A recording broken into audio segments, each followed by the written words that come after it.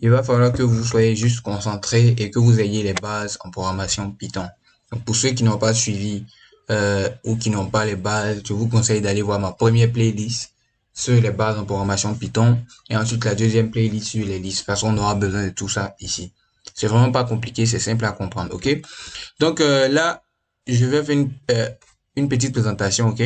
Donc supposons que c'est ça notre logiciel. Donc Visual Studio Code, c'est un logiciel qu'on a développé. Et donc quand on lance ce logiciel, on a cette interface qui apparaît. Donc vous voyez ici client, type, voilà tout ça, ok? Donc tout ça se trouve, comment dirais-je, dans une fenêtre, ok? Tous ces boutons-là, exécuter, tout ça, voilà. Donc tout ça se trouve dans une fenêtre, ok? Donc voilà. Donc voici la notion de fenêtre. La fenêtre, quand on ouvre un logiciel, tout ce qu'on voit, les boutons, les zones de saisie, tout ça, ça se trouve dans une fenêtre. Donc la notion de fenêtre est très importante, ok, dans un logiciel. Voilà. Et donc, dans une fenêtre, c'est ce que je disais, on a des frames, donc, c'est-à-dire des cadres. Voilà. En français, on dit cadre. OK? Donc, dans un frame, on peut avoir des labels, c'est-à-dire des titres. Donc, je vais montrer un exemple de label sur Visual Studio Code.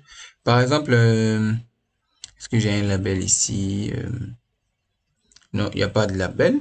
Mais c'est pas grave, c'est pas grave, c'est pas grave. Tout c'est des boutons. Tout c'est des boutons. Donc, c'est pas grave. Donc, on peut avoir des labels ou des zones de saisie. Donc, je vais montrer une zone de saisie au moins. Donc, ça, c'est une zone de saisie, OK? Donc là, je peux saisir quelque chose. Donc, ça, c'est une zone de saisie, OK?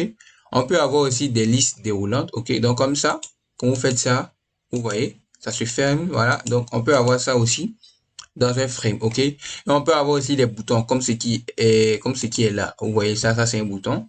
Ça, c'est un bouton, OK? Vous voyez le curseur là. OK, donc, on peut avoir des boutons, tout ça dans une fenêtre. Donc, pour mieux organiser ça, on va mettre ça dans des frames, ok? Donc, quand vous voyez un peu Visual Studio Code ici, vous voyez ça, ça c'est un frame, ok? Et donc, on a un bouton dans ce frame, ok?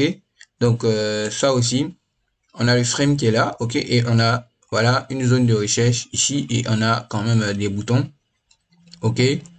Partout, un peu partout ici, ok? Donc là aussi, voilà, on a des frames. Donc, les frames sont des cadres. Donc, ici aussi, on a un frame, ok? Donc, je continue. Donc, les frames sont contenus dans une fenêtre. Donc, les frames contiennent des éléments qu'on appelle widgets. Donc, les boutons, les labels, les zones de saisie, les listes, tout ça. Voilà. Donc, les frames les contiennent. Et aussi, les frames sont contenus dans la fenêtre. OK? Donc, là, on a frame 1, frame 2. On peut placer autant de frames qu'on veut. Voilà. Mais souvent, ça va beaucoup dépendre de la taille de notre écran. OK? Donc, on passe à la diapo suivante. Donc ici, on a dit qu'on avait des labels. Donc les labels, c'est des trucs, on va dire des textes informatifs, ok?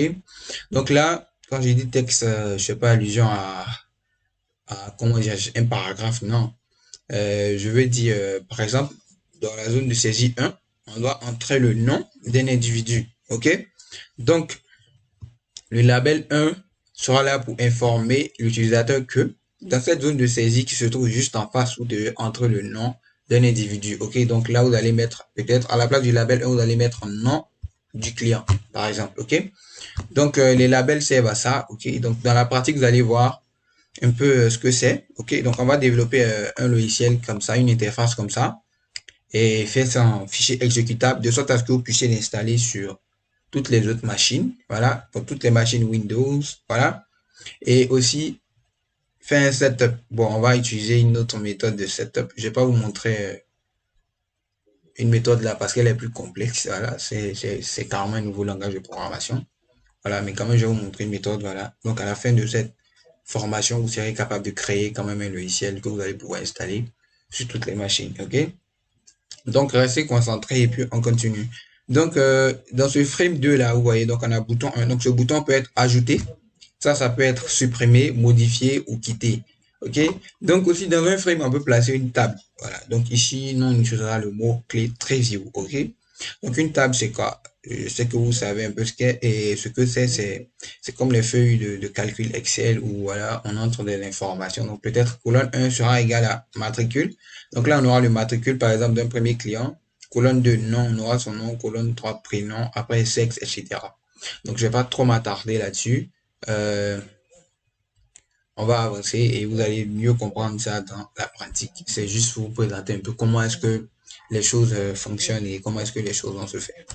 Ok, donc pour gérer notre petite base de données, on aura besoin d'un langage de programmation, un langage de programmation appelé le SQL. Ok, donc le SQL c'est un système de gestion de base de données. Ok, donc en SQL la notion de table est très importante. Donc on va utiliser les tables.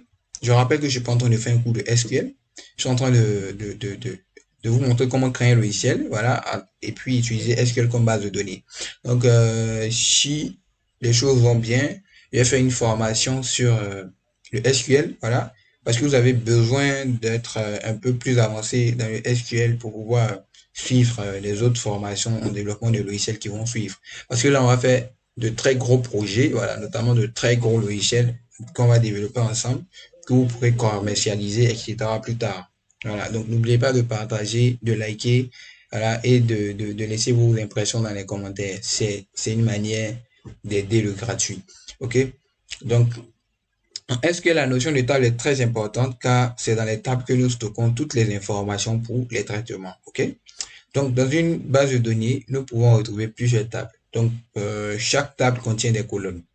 Voilà, donc les colonnes sont des attributs, les champs. Voilà, on dit attributs ou champs. OK? Donc, nous avons peut-être notre table appelée table client. OK? Donc, nous voyons ici les colonnes identifiant nom, prénom, sexe, contact, adresse et profession. OK?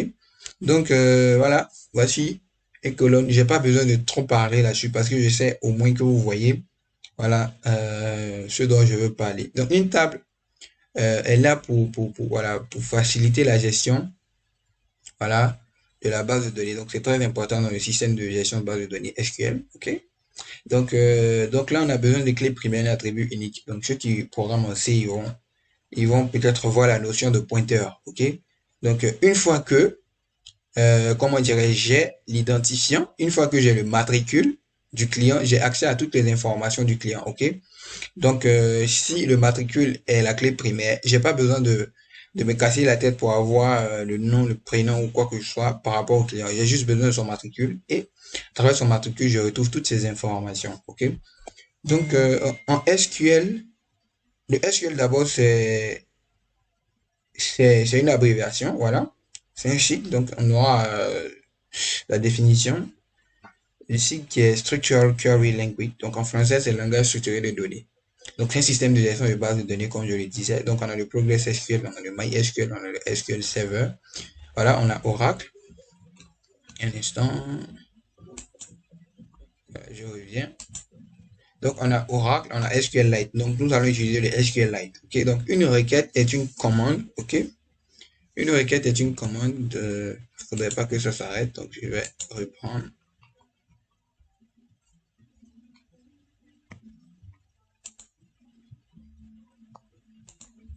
OK, donc une requête est une commande. Voilà, une instruction. Voilà, donc en anglais, cela se dit query. Donc, on interagit avec la base de données grâce aux requêtes. Donc, si nous voulons créer une base de données pour gérer un supermarché, on aura par exemple une table stock pour enregistrer le stock et y faire des modifications, une table vente pour enregistrer les ventes et y faire des modifications. OK? Et, pardon, et voilà, une table employée plus tard, plein d'autres tables. OK? Donc, pour sélectionner, euh, pour pouvoir afficher quelque chose, pour pouvoir sélectionner les informations d'une personne ou d'une ligne dans une table, on va faire select from et on va préciser ensuite le nom de la table. OK? Et pour pouvoir insérer, on va faire insert into, préciser le nom de la table. Pour pouvoir modifier, on va faire update, préciser le nom de la table et le mot-clé set. Pour pouvoir supprimer, on va faire delete from et on va préciser le nom de la table. Donc, voilà, c'est un peu tout ce que j'ai à vous montrer sur voilà la création d'un logiciel en Python. OK? Donc, on va passer à la pratique tout à l'heure et vous allez voir un peu comment les choses se font. À tout à l'heure.